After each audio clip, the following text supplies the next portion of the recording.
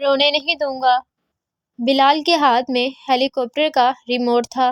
وہ ریموٹ کو جیسے جیسے حرکت دے رہا تھا، ہیلی کاپٹر اسی سمت میں اڑا جا رہا تھا۔ وہ اب ہیلی کاپٹر کو کمرے سے صحن میں لے آیا تھا۔ ریموٹ پر بلال کی انگلیاں خوب چل رہی تھیں۔ وہ ریموٹ سے ہیلی کاپٹر کو حرکت دے رہا تھا۔ اڑتے اڑتے اس کی تیز رفتار ہیلی کاپٹر درخت سے ٹکرایا تو اس کا ایک پر ٹوٹ گیا۔ پر ٹوٹنے کی دیر تھی کہ ہیلی کاپٹر دھڑام سے زمین پر آ گرا۔ بلال تیزی سے اپنے ہیلی کاپٹر کی طرف بڑھا۔ اپنے تباہ شدہ ہیلی کاپٹر کو دیکھ کر بلال رو دیا۔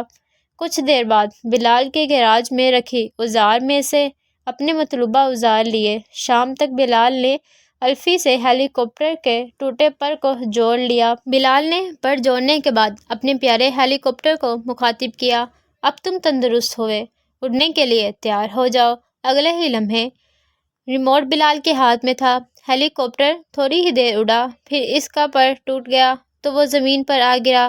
بلال اپنے ہیلی کاپٹر کو دوبارہ یوں زمین پر گرا دیکھ کر اداس سا ہو گیا۔ میں مارکیٹ سے تمہارے لیے نیا پر خریدوں گا، میں تمہیں ٹھیک کروں گا، گھبراؤ مت، تم اڑان بھرو گے، اڑو گے، خوب اونچا اڑو گے۔ بلال ہیلی کاپٹر سے یوں باتیں کر رہا تھا جیسے وہ اس کی ہر بات سمجھ رہا ہو۔ آپی بلال کی اداس شکل دیکھ کر پریشان سی ہو گئیں۔ میرا خیال ہے اب یہ ہیلی کاپٹر ٹھیک نہیں ہوگا۔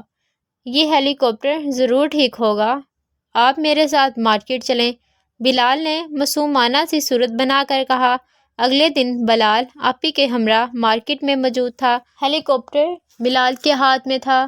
ہر دکاندار نے تقریباً ایک ہی بات کہی کہ یہ ٹھیک نہیں ہو سکتا، اس کے پر مارکیٹ میں نہیں ملیں گے، اب اسے پھینک دیا جائے۔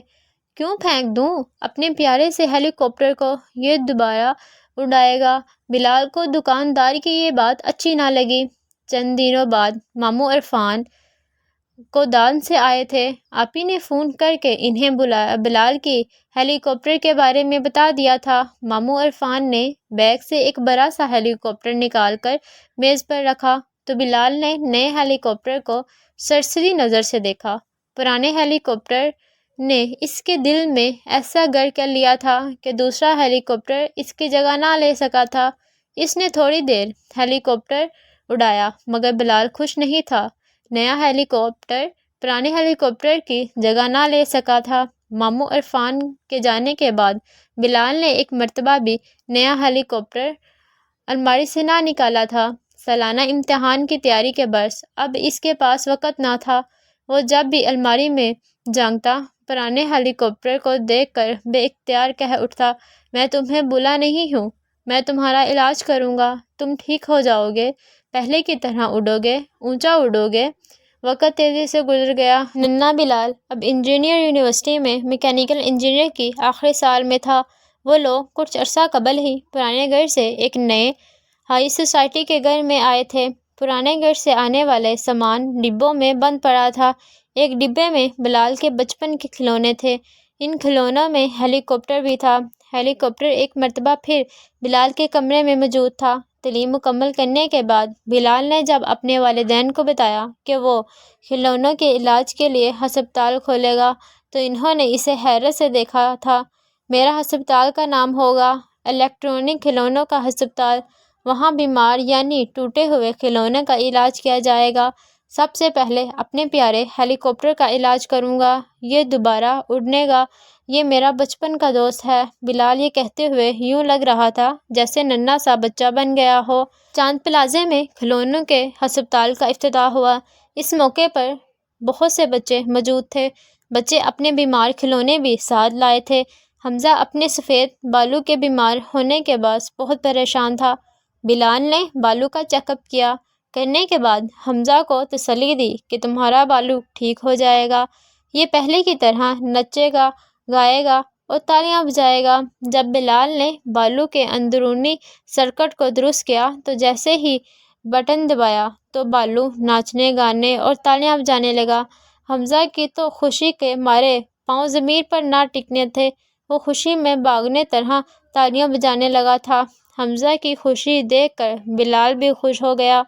وہ تو اس وقت بھی خوش ہوا تھا جب اس کے بچپن کے ساتھی پیارے ہیلی کاپٹر نے علاج کرنے کے بعد پہلے اڑان بھری تھی۔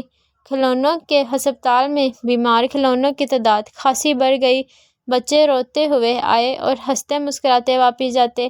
بلال نے چونکہ ایک مختلف کام شروع کیا تھا، اسی لیے بہت سے چینل اس کا انٹرویو کرنے آنے لگے۔ بلال سے جب کھلونوں کے ہسپتال بنانے کی وجہ پوچھی جاتی تو وہ ایک ہی جواب دیتا: بچوں کو کھلونوں سے پیار ہوتا ہے، وہ اپنے کھلونوں سے مایوس ہو جاتے ہیں۔